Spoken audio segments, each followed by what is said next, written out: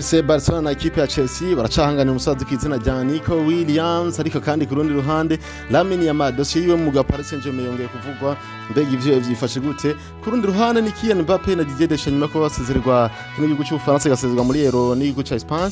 Mbega hakurikira iki kuri uno musazi kw'izina rya Kylian Mbappe ndetse n'umumenyereza Deschamps? Ariko kandi mu mugwi wa Real Madrid rya Kylian Mbappe rishikanye ibibazo, ariko ngo ni ibibazo bitera inyungu nubwo ari ibibazo ngo birunguka. Mbega imeze gute muri FC Barcelona? Ubona ko hashobora kuba habonetse umusubirizi wa Busquets. Mbega umusubirizi ninde agiye n'amadosiye akomakomeye tugiye kwa duca ijya nino.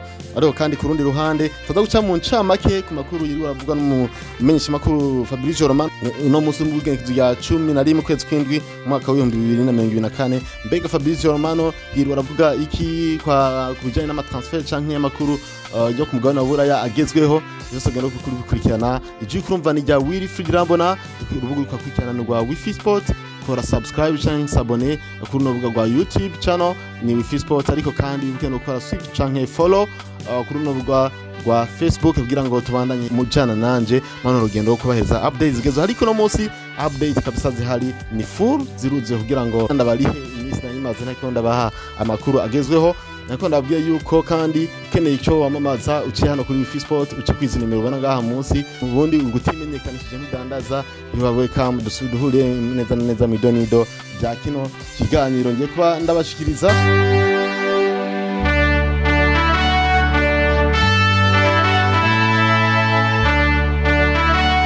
Duhere kuri dossier ya Nico Williams uno mugwi wa FC Barcelona na Chelsea zimaze iminsi ziko zirahanganira uno musore zikuzajya Nico Williams.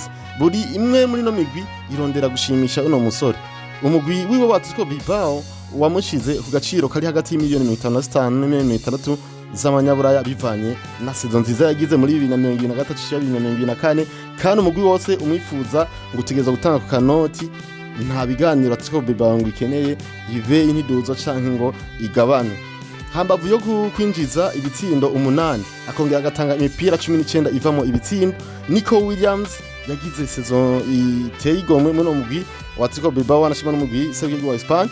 Uwo munya Espagne rero imyaka 20 akomoka mu gihugu ca Ghana ni umwe mu mpano z'abakiri bato zigaragaje cyane muri no saison iheza ya 2023-2024 ku mugabane wa Buraya ndetse no kwisi nzima, biciye ku vyiza yafashije uno mugwi wiwe wa Atletico Bilbao, ndetse harimo no kuronsa igikombe ino ekipe ya Atletico Bilbao cha Copa del Rey. Muravyibuka agira rushimirwa nyinshi ibihanganye n'umugwi wa Atletico Madrid, umugwi wa Real Madrid n'umugwi wa FC Barcelona, ndetse ubona hakabafashije no mugwi wa Espagne gushika muri finale y'igikombe ca Buraya ca 2024. Ese ibinyamakuru bitandukanye bivuga ko ibiki. Ikinyamakuru Sport ci Catalonia cyemeza ko ekipe ya Chelsea yemeye Nico Williams umushahara w'imiliyoni 200 z'amanyaburaya ku mwaka kugira ngo yemerere kusinyira, ariko we ngo yaranse kubera ko yifuza gusinyira umugwi wa FC Barcelona. Ikinyamakuru Diario AS cyo muri Espagne cyo cyatangaje kuri uyu wa kane igihugerekezo ya 11 kwezi kw'indwi mwaka wa 2024 ko Nico Williams yamaze kwemera FC Barcelona kwisinira hama azotangure kuyikinira muri sezo iza ya 2024 ishira 2025. Katurendiye bigiye kuja turabe ko bigiye kugenda narijya bitaraba official, tukatuzovyemeza bimaze kuba official. Kurundi ruhande ni umusozi kizina rya Lamine Yamal. No umusore yavuzwe umugwi wa Paris Saint-Germain mu minsi iheze, ibinyamakuru bitandukanye zagiye baravuga ko ikipe ya Paris Saint-Germain yifuza kumukura muri Barça. Akaronata notangana ka foot ni kino kinyamakuru cyo mu France cyemeje ko Paris Saint-Germain yamaze kuba inatanga ubusabe bw'imiliyoni 200 z'amanyaburaya mu mugwi wa Barcelona kugira ngo isinyishe Lamine Yamal. Kindi kinyamakuru ni Paris Saint-Germain, ni kinyamakuru cegera mu Paris Saint-Germain mu gihugu cy'Ubufaransa. Kino kinyamakuru cyatangaje kuri umugoroba kuri no munsi wa gatatu w'inzu ya 10 kwezi kw'indwi mwaka wa 2024 ko Paris Saint-Germain igiye kuva ku miliyoni 200 z'amanyaburaya ije ku miliyoni 300 z'amanyaburaya kugira ngo irabe yuko ishobora kuba ironka umusazi kiri ya Lamine Yamal. Ariko Paris Saint-Germain yo ibivuga ko ikimbega kuri no munsi Paris Saint-Germain imaze kwinasohora ico ibivuga ko nkuko bivuga n'ikinyamakuru Sport ci Catalonia yavuga ko bamwe mu bacaganije kuri no munsi wa kane igerekezo ya 11 kwezi kw'indwi mwaka wa 2024 ko bagize ico bavuze bahakana yuko batigeze barondera no mukinyi w'imyaka 16 bavuga Lamine Yamal Nazraoui Ebana, umuhungu wa Munire Nazraoui uno ni se wibasa bakomoka mu gisagara ca La Hache ni mu gihugu ca Maroc, na Sheila Ebana mama wiwe nawe asanzwe akomoka ibata aho ni mu gihugu ca Guinée Equatoriale kuri Nico Williams cha sport. Abo bantu basanzwe bari mu mugwi wa Paris Saint-Germain bashize ahabona ukuri bavuga bati ayo makuru siyo, naho umumenyereza Luis Enrique ndetse no directeur sportif Luis Ocampos basanzwe bashimishwa n'uno mukinyi wa Barcelona. Naho biruko equipe Paris Saint-Germain ntigeze ifata akabahasha kama 250 ngo yekize kwa FC Barcelona kugira ngo ishobore kubinashimisha uno mu directeur sportif Deco canke wanashimumuja wiwe John Mendes kugira ngo bamuzane ngo nta na rimwe bigeze bayaga n'umwe mageze FC Barcelona. Niyo majambo yakoresheje bamwe muri Paris Saint-Germain mu kubeshuza ano makuru. Kurundi ruhande ni Kylian Mbappe na Deschamps ariko aravugwa nyuma yo kuba banasezerwa n'igihugu ca Espagne muri kimwe ca kabiri cy'icanyuma canke demi finale ya Euro 2024. Abantu benshi mu bibaza harakurikira iki kuri Kylian Mbappe na yakagiye ko yigeze mu Real Madrid no kumenyereza Deschamps nyuma yo kubasezerwa no muri Mondial ya 2022 muri finale tsinzo n'igihugu ca Argentine itariki ya mbere y'ukwezi kw'indwi mu mwaka wa 2024. Kylian Mbappe officially yirunze no mugwi wa Real Madrid zatangajwe bidasubirwa mu yuko agiye kuba umukinyi wayo. Bitekanije ko igenekerezo rya 16 kwezi kw'indwi mu mwaka wa 2024 yerekana kuri kibuga Santiago Bernabeu cy'umugwi wa Real Madrid imbere y'abakunzi 80,000 biteze kuri uwo munsi kugira ngo bagire show canke ikirori cyo kumwakira. Nyuma gusezerwa rero n'igihugu ca Espagne akongera akerekanwa ku mugaragaro nk'umukinyi mushasha w'umugwi wa Real Madrid. Kylian Mbappe ategekanya guca afata akaruhuko maze akazogaruka mu kwezi k'umunani kuno makanya wa 2024 yitegurira isezo iza birumvika ko arizo bari mu myimenyerezo ya equipe ya Real Madrid. Deschamps ku ruhande rw'iyo bizoba bimeze gute? Inyuma gusezererwa n'igihugu ca Espagne bagiye haravuga amajambo menshi yuko Deschamps yananiwe n'akazi, naho ni kuba n'abafaransa ndetse n'abakunzi b'uno mu giseke igihugu bagiye babivuga aho batagiye banashimishwa n'umusaruro bakwiye igikombe ca Buraya ndetse no kuba baranasizwe na Argentine muri finale y'igikombe c'isi ca 2022 aho babona ko mengo Barça ko nka mahirwe yo kugitwara nyuma y'ico batwaye mu 1998 yo kumena Zidane. None rero ntinaho biruko ishirahamwe ry'umupira w'amaguru mu gihugu cy'Ufaransa FFF France Football Federation nibiyota ari mu bogoza mu mabanga yo kumenyereza no mu giseke cy'Ufaransa ngo ahubwo niwe agiye gutegura no mu giseke cy'Ufaransa ku b'igikombe cy'isi ca 2026 kizobera mu gihugu ca USA ca muri Amerika na Mexique na Canada byunze ubumwe nk'uko vyemezwa no Philippe Diallo kabara umuyobozi w'iryo shirahamwe ry'umupira w'amaguru mu gihugu cy'Ufaransa. Ibinyamakuru bitandukanye nka L'Equipe, Le Parisien n'ibindi vyemeza ko hamwe bomukura mu mabanga byogorana cyane kuronka umusubirizi wiwe, ndavuga no mumenyereza Deschamps. Ariko ikinyamakuru Le Parisien L'Equipe nako kivuga yuko wanashimana Le Parisien vyemeza yuko Zidane ari imwe mu bantu bashobora kuba abusubirizi mwiza ku ruhande rw'umusubirizi w'igihugu cy'Ufaransa. Ni nyuma yo kumara amezi atandukanye atamugwi no muri karamenyereza nyuma kuva mugwi wa Real Madrid navuga Zidane. Iza rero rya Kylian Mbappe ngo ryazanye ibibazo mu Real Madrid, ariko unibazo bizana inyungu. Tubizana inyungu gute? Ino kipe ya Real Madrid yamaze gutangaza imyambaro n'ibikoresho vya Kylian Mbappe. N'umwambaro wanditse ko nimero 9 agiye kuba yambara muri ino sezo iza n'izina ryiwe, ariko kandi ashobora kuja ku n'uturogo tubiri, akarugo ka La Liga ndetse n'akarugo ka UEFA Champions League. Ikibazo cyahabaye mu kwa F.Romano ni kihe?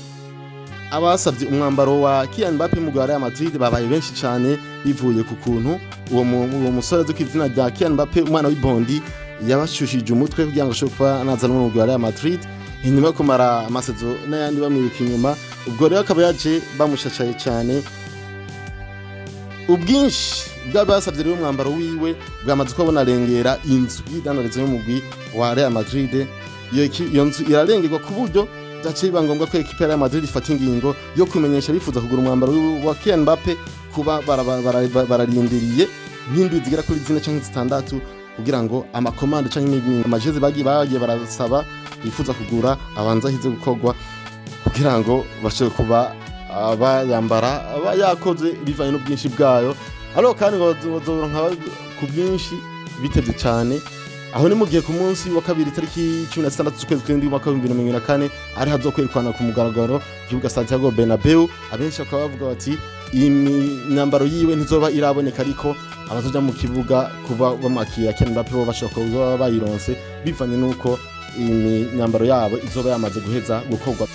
Bisezwe ko Kylian Mbappe agiye kuba umukinyi wa mbere yakora amateka yo kuba umukinyi wa mbere agurishije imayo nyinshi, imayo ziwe zikagurisha ku rugero rwinshi kw'isi mu mupira w'amaguru kuva akabaho gushika kuri no saha. Hambavu y'ivyo equipe ya Madrid kandi yarishe n'igikorwa cyo guhindagura amanimero, aho abakinyi bamwe amabuye barahinda umugabo amanimero nkuko mubibona ngaho ku ifoto.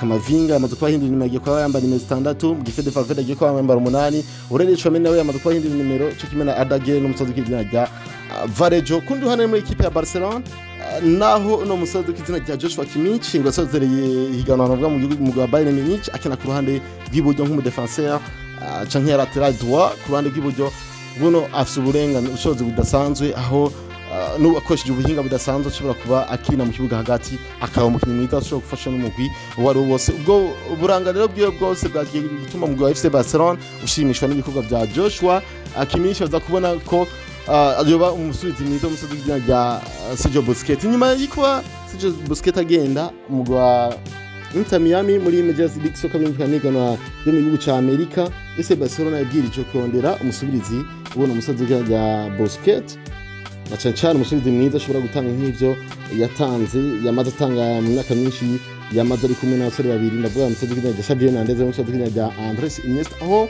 ari umwe mu nimero 6 isi yigeze kuba itunze muri no mediane yari yigikomerezwa ku isi nzima. Imwe mu mediane yavuga ko ari ama mediane akomeye canke mu kibuga hagati hakomeye cyane ku isi. Mu kumusubiza rero Sebastian azanye umusozi w'izina rya Olivier Romeo, ariko no Olivier Romeo ntabwo yashoboye gutanga umusaruro uhuriranye n'ivyo equipe ya Barcelona ari yipfuza canke n'ivyo Busquets yashobora kuba natanga. Ikinyamakuru rero Jorge kiravuga ko equipe ya FC Barcelona yabwirije kubana nyirondera umusubirizi mwiza w'umusozi rya Sergio Busquets. Jorge kivuga giti Joshua Kimmich no mudagi imyaka 29 umugwi wa Bayern Munich ni imwe mu bakinyi equipe ya Barcelona ibona ko bashobora kuba abasubirizi beza ba Sergio Busquets, akongera agafasha umugwi wanashima mu gutunganya mu kibuga hagati equipe ikaba igikomerezwa.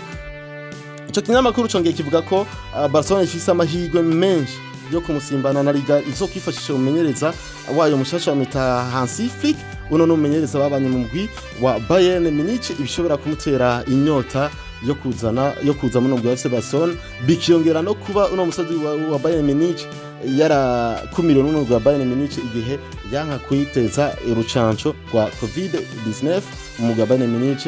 Ivyo byose rero ngo byiziza equipe ya Barcelona kuba yo musimbana ikashobora guhangara imigwi ikamurondera nka Paris Saint-Germain n'indi migwi yo mu gihugu cy'Ubwongereza. Izo ni zimwe mu madosiye akomeye n'abateguriye kuri no munsi, ariko kandi nikana bacire ku mayanga twiruka neza cyane ku ncamake y'amakuru yiro aratangwa kuri no munsi y'inzu ya 11 kwezi kw'indwi 2024 no mumenyesha makuru musanga nikundira akomeye cyane Fabrizio Romano.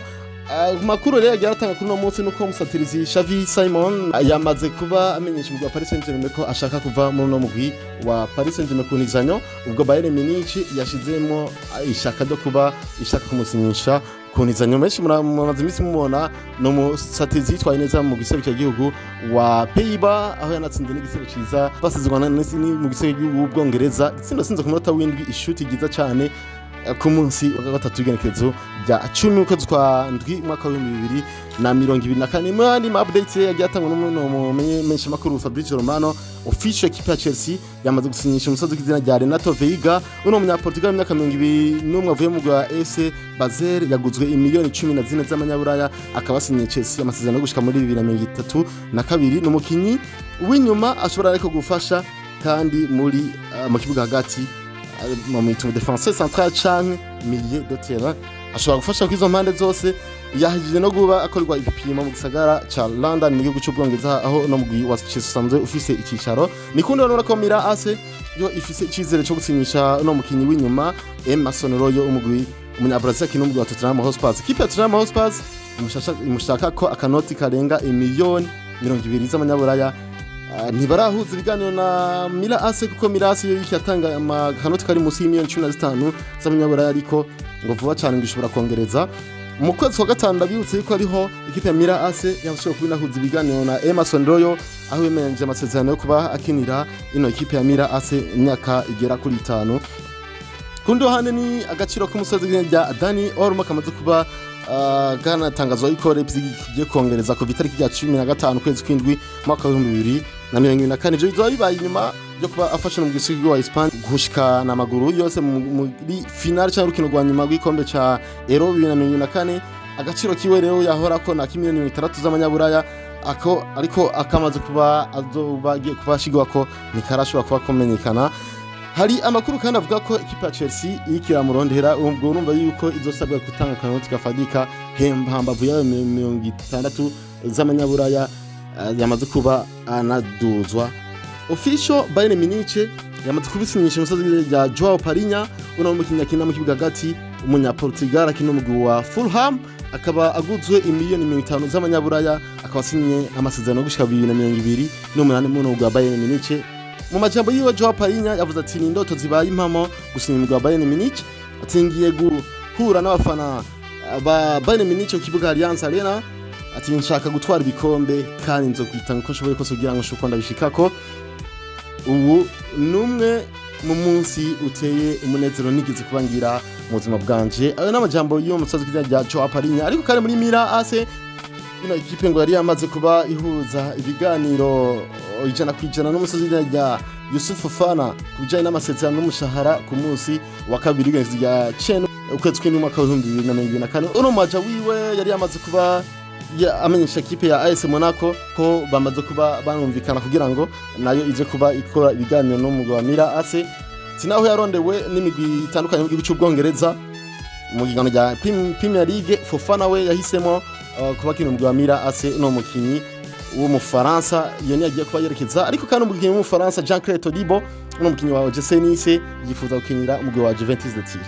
Ikipe ya Juventus de Turin yamaze kuba isaba OGC Nice yuko iyo mubatiza ndetse akabamo n'ubushobozi bwo kuba bomugura burundu ariko biboneka ko ikipe ya OGC Nice yifuza kanoti kuko iruka kuba yanka n'imiliyoni 35 z'amanyaburaya yari hawe no mugwi wa West Ham mu gihugu cy'Ubwongereza. Ku rundi ruhande bisunze ukuntu ariko yitwara neza muri Euro ya 2024 abamenyesha makuru begereye Alex Piqué aja wa Marc Cucurella bamubaza kazukuri kazoza kuno umusore akina umugwi wa Chelsea yisho ati Cucurella amerewe neza mu mugwi wa Chelsea kandi abayeho neza mu gisagara ca London ati cifuzo ciwe no kuguma mu mugwi kandi hamwe ubuzima bwiwe butohungabana hamwe bwoguma muri ukuntu abayeho nyene mu mugwi wa Chelsea azohaguma. Mugo Olympique de Marseille mu gihugu cy'Ubufaransa uriko ukora bishoka byose kugira ngo uhuze ibiganiro n'umusozi k'izina rya Mason Greenwood kubijanye n'umushahara. Aho ni nyuma yaho ekipe ya Olympique de Marseille yamaze kuba yumvikana n'umugwi wa Manchester United ko bagiye kuma bamutanga ku miliyoni 3 z'amanyaburaya. Umumenyereza Robert Zebi wa Olympique de Marseille ndetse na staff yiwe bamaze kuba bifuza gusinyisha uno umusore bifuza ko vuba cyane biza kuba banatoye inzira. Manchester United kandi yamaze kuba ihuza ibiganiro na Matis de Ligt wa Bayern Munich bamaze kuba bumvikana amasezerano gushika 2029 ariko ibiganiro birabandanya hagati ya Bayern Munich na ekipe ya Man U aho ni mu gihe Bayern Munich yifuza imiliyoni 50 z'amanyaburaya zitagabanije. Matis de Ligt we imbere yuko bumvikana n'ubwo wa Man United yari yamaze kuba amenyesha Rafael Pimenta no mwaca wiwe yuko atawune mugwi yifuza guha ibiganiro atari no mugwi wa Manchester United.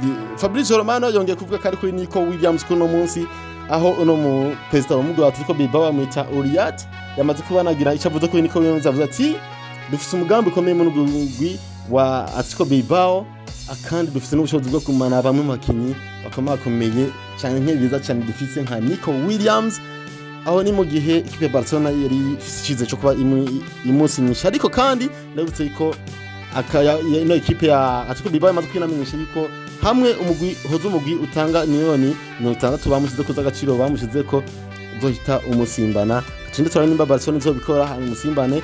Jugeri n'umagent wa Vichak Kvaratskhelia no mukinyi wa Napoli yamvuze ko kazoza kibavuga ati kazoza kibe kazovana no muyobozi wa Napoli ati umuyobozi wa Napoli ni ashaka kugurisha Vichak Kvaratskhelia nta kibazo tuzozingira ibyacu dutekere twibandaniriza ariko tini ashaka kumongeza amasezerano azomuma muno mugwi wa Napoli. Mwamenya ko ikipe ya Napoli yamaze kuba inasaba uno musore zo kuzajya Vichak Kvaratskhelia kongereza amasezerano nubwo bitaramaze kuja mu ngiro kandi yamaze kubinavuga ko uno musore atagurishwa tinde turabiye bizoherera ariko kandi nikundi hano mugwi wa Como uno mugwi heruka kubona duga mu cya mbere uvuye mu gihugu cy'Ubutaliyano bamaze kuba unemeza ko ushaka guheraheza gusinyisha Rafael Varane umukinnyi wa Real Madrid mu ndwiza ni nyuma yo kuba nasezera mu mugwi wa Manchester United ahejeje amasezerano umumenyereza w'ino equipe rero ya Como bamwita Cesc Fabregas benshi mwamenye nk'umukinnyi mu wa FC Barcelona mu ga Chelsea na Arsenal